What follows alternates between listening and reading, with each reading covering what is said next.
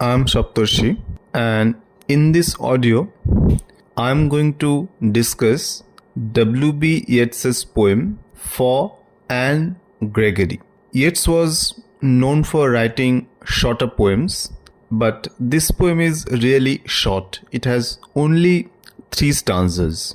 Basically, it is a conversation between a boy and a girl, or it could also be between a man and a woman.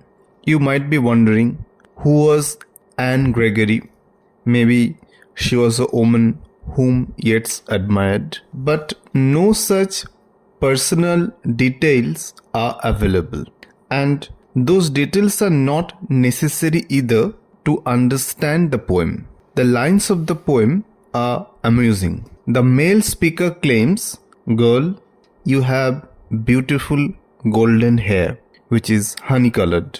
It is impossible to love you without those golden hair." That means nobody can imagine or love you without those beautiful golden hair. That is the point of the male speaker. Now, this somehow hurts the girl's pride. She says that she may use a hair dye and change the color of her hair. Her logic is, if the golden hair is my main attraction, I'll change the color. Still, I will have many admirers who would love me for whatever I am, myself alone, and they will not love me for my hair. Of course, she sounds a bit miffed.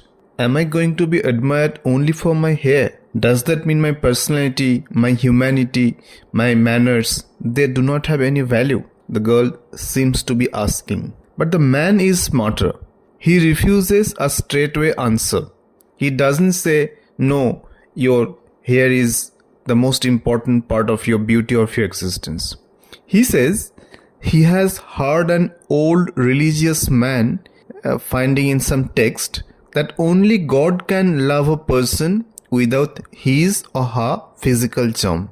The man is so smart that he doesn't even mention the priest, specify a name, or specify the text from where the statement is found that only God can love you without your physical self. Most probably, this statement, it is the personal observation of the speaker or the poet. But as I told you, the smart speaker attributes it to an old religious man. Yet starts like this: "Never shall a young man thrown into despair by those great honey-colored ramparts at your ear love you for yourself alone and not your yellow hair." So these are the 6-line premise or 6-line observation he has. Look at the use of the words thrown into despair. What is despair? Despair is disappointment. So this is really amusing, as if Yeats is assuming that love eventually leads to despair. Love will actually make you very, very disappointed at the end. So whoever, Yeats is saying, whoever falls in love with you, lady, he would be attracted by the great honey-colored ramparts. Now what is ramparts?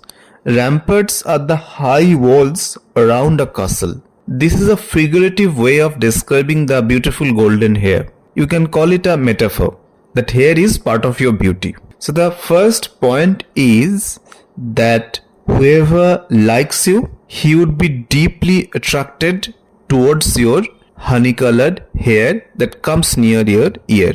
Your beautiful hair, girl. And there is nobody who can love you for yourself alone. Don't forget that. That is the first premise set by the male speaker. It could be Yeats, it could be any man. Now the girl answers back, "But I can get a hair dye and set such color there, brown or black or cadet." The girl is saying, the color of the hair doesn't matter.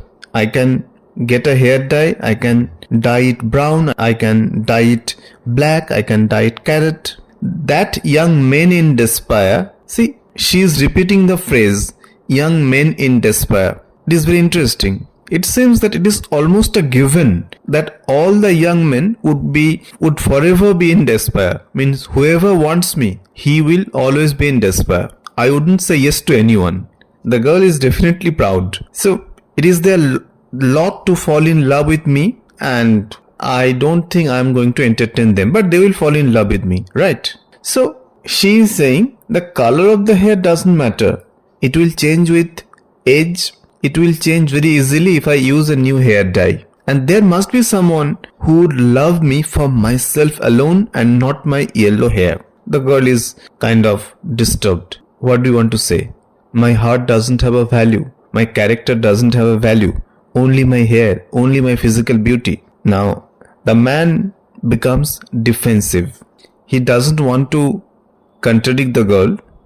He says, and he makes it the answer in a very roundabout way. He says, I heard an old religious man. Now, who is the old religious man?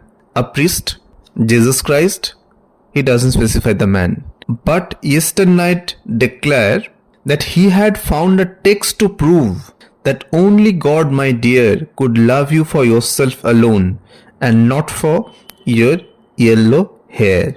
Look at the smartness of the man. He says, no, I heard that religious man, he was yesterday saying something that he had found a text which suggests that only God can love you for whatever you are, yourself alone. I told you that Yeats knew how to use words. Found. He had found a text. What does it mean? Discovered a text? As if the old religious man, whoever might be, he had been conducting a research on this, that what might be the point of attraction towards a girl. And that anonymous, that unnamed man says, only God can love you for yourself alone and not your yellow hair. The man doesn't challenge the girl directly. But as readers, we understand what we need to understand. That however beautiful you are, that matters. You cannot survive this world with your spirituality. How you look, and to put it rather bluntly, how sexually attractive you are, that matters a lot. A man and woman, they are attracted towards each other through sexual attraction. Of course there is spirituality, of course there is compatibility, of course there is some kind of friendship or understanding or convenience, but whatever might be, the first point starts with your beauty. Here, that honey-colored ramparts or the honey-colored hair is the symbol of youth, the symbol of beauty. And Yeats is saying, this is my last word, that you cannot ignore, you cannot reject this symbol of beauty when you are in love with someone. This 18-line poem has an interesting message. All of us know it, but we tend to overlook it. Love, however great that might be, must have a physical basis. Love cannot be a completely abstract idea. It is difficult to love someone with zero sexual interest or sensual interest.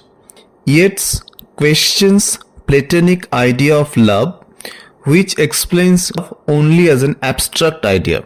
How can you love someone who doesn't have a physical form or shape?